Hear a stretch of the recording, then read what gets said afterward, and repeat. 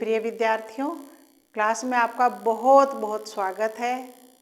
आप सभी स्वस्थ होंगे, हर तरह से मस्त होंगे, पढ़ाई की तैयारी कर रही है, अपनी तैयारियां कर ही रहे होंगे।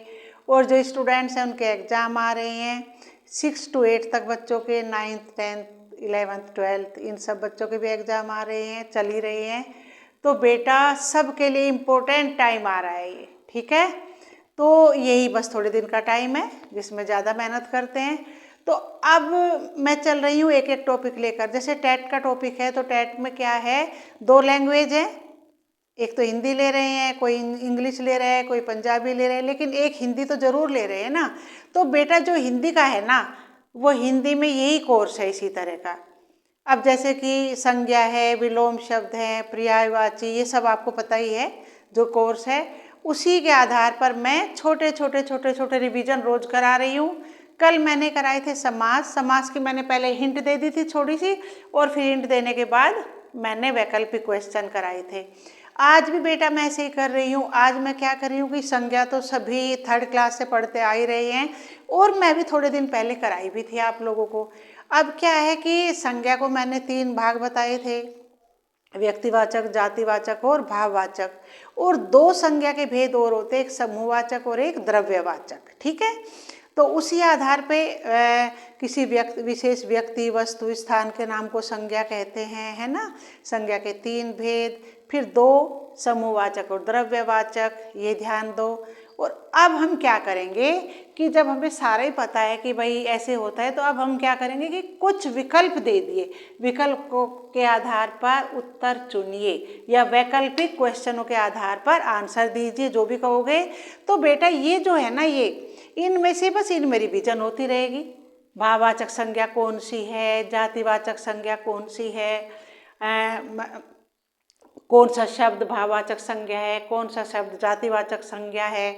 इसी तरह से यहाँ पर क्वेश्चन दे दिए गए हैं। और देखो आज हम पढ़ेंगे संज्ञा, कल का टॉपिक फिर इसी तरह से लेंगे। छोटी छोटी वीडियो बन रही है बेटा, इसीलिए।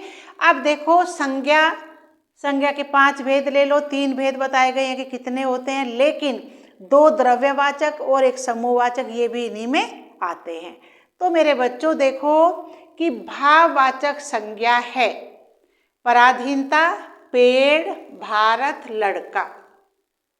भाववाचक संज्ञा में पेड़, भारत, लड़का और पराधीनता, है ना। तो देखो इनमें से कौन सा सही लग रहा है आपको। इसमें भाव होते हैं क्या, हमारे भाव। पराधीन का क्या बन जाएगा, पराधीनता भाव में जाते ही। अब देखो पेड़, भारत और लड़का ही तो नहीं है ना, तो इसमें है पराधीनता। ये तुम्हारा उचित शब्द है, ठीक है। अब है देखो, फिर देख लो, भाववाचक संज्ञा है पेड़ नहीं है, भारत नहीं है, लड़का नहीं है, इसमें क्या है, पराधीनता, उचित शब्द है।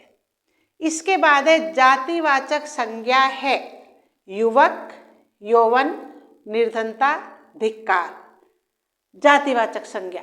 अब देखो यौवन, निर्धनता, धिक्कार, देखो इन्हें तो पता चल ही रहा है। तो इसमें क्या आ जाएगा, जातिवाचक संज्ञा है युवक, ठीक है,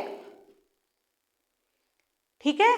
जातिवाचक संज्ञा हुई युवक, क्योंकि यौवन, निर्धनता और धिक्कार ये तीनों पता चल ही रहा है कि बिल्कुल भी नहीं है, तो ये हुआ युवक। समूहवाचक संज्ञा नहीं है।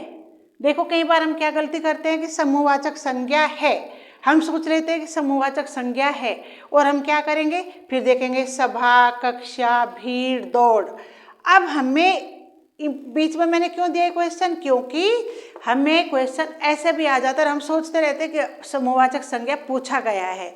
तो बेटा समूहवाचक संज्ञा नहीं है सभा, कक्षा, भीड़ और दौड़। देखो सभा भी है, कक्षा भी है। सभा क्या, बहुत सारे मेंबर होते हैं तभी सभा होती है। क्लास में भी बहुत सारे बच्चे स्टूडेंट होते हैं, वो क्लास होती है, कक्षा होती है। और भीड़ तुम्हें पता है कुछ लोगों का समूह होता है। और बेटा दौड़ जो होती है ये समूहवाचक नहीं होती।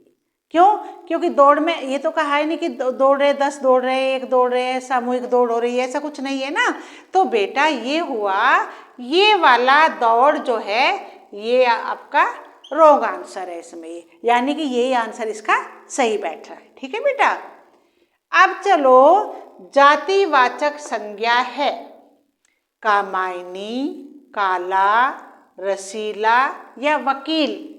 कामायनी, काला, रसीला या वकील। तो देखो कामायनी, काला, रसीला और वकील में से जातिवाचक संज्ञा बनेगी वकील। क्यों? क्योंकि ये जाति का बोध करा रहा है ना, तो ये हुआ वकील हुआ ये। इसके बाद बेटा देखो राष्ट्र की भाववाचक संज्ञा है। राष्ट्र की भाववाचक संज्ञा है राष्ट्रीय, राष्ट्रीय, सौराष्ट्र और राष्ट्रीयता।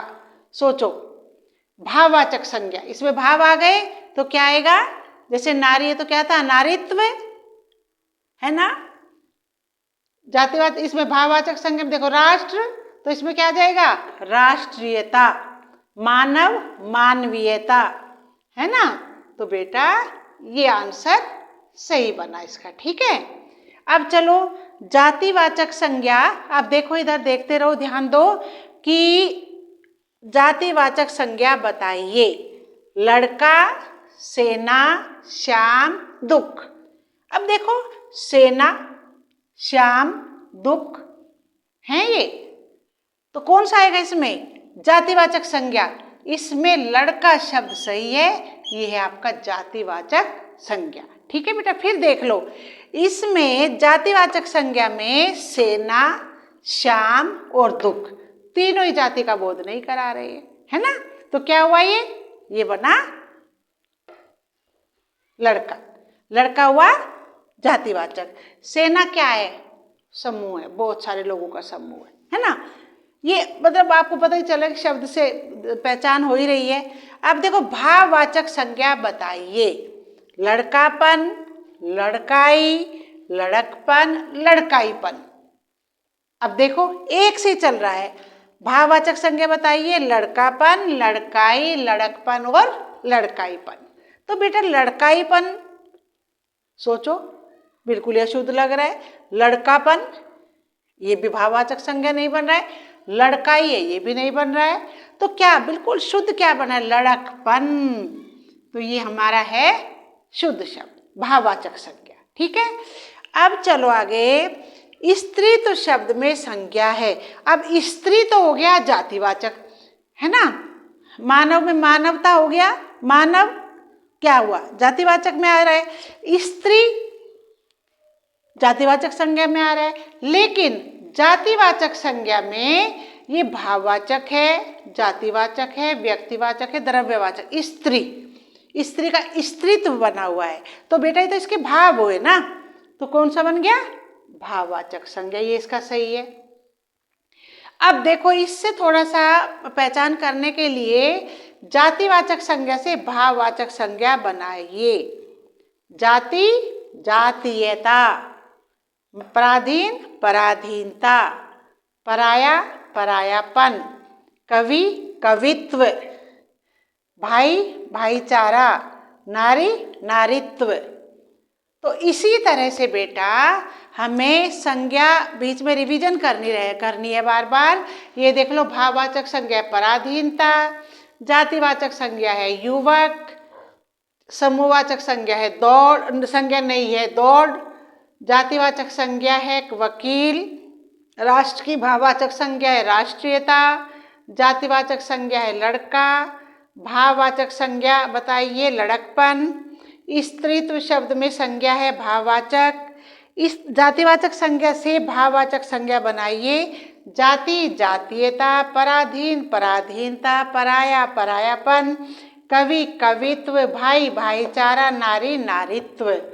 तो मेरे बच्चों मुझे लग रहा है कि मेरे विचार से आपको ये समझ आया होगा, क्योंकि रिवीजन है तो अब रिवीजन चला है बेटा। थोड़ी थोड़ी रिवीजन से, जैसे कहते हैं ना बूंद बूंद से घड़ा भरना, ऐसे ही बेटा थोड़ी थोड़ी रिवीजन से ही हमारी तैयारी चलती रहेगी। एक साथ पूरी तैयारी नहीं होती, फिर तो थोड़ा थोड़ा याद दिलाते रहेंगे ऐसे ही। और थोड़ा सा आपको यहाँ संक्षिप्त बोध भी मैं दे दिया करूँगी ताकि बच्चों को और अच्छी तरह समझ आता रहे। क्योंकि संज्ञा तो मैंने इसलिए नहीं दिया कि समाज में मुझे लग रहा था कि आवश्यकता है बच्चों को, तो इसलिए मैंने डाल दिया था। ठीक है, तो कल फिर क्लास लेते हैं। तब तक मेरे बच्चों, मेरे चैनल को सब्सक्राइब कीजिए, वीडियो शेयर कीजिए, लगातार क्लास लीजिए। कोई भी प्रॉब्लम है तो आप क्या करेंगे, आप कमेंट डाल दीजिए। आपका बहुत बहुत धन्यवाद।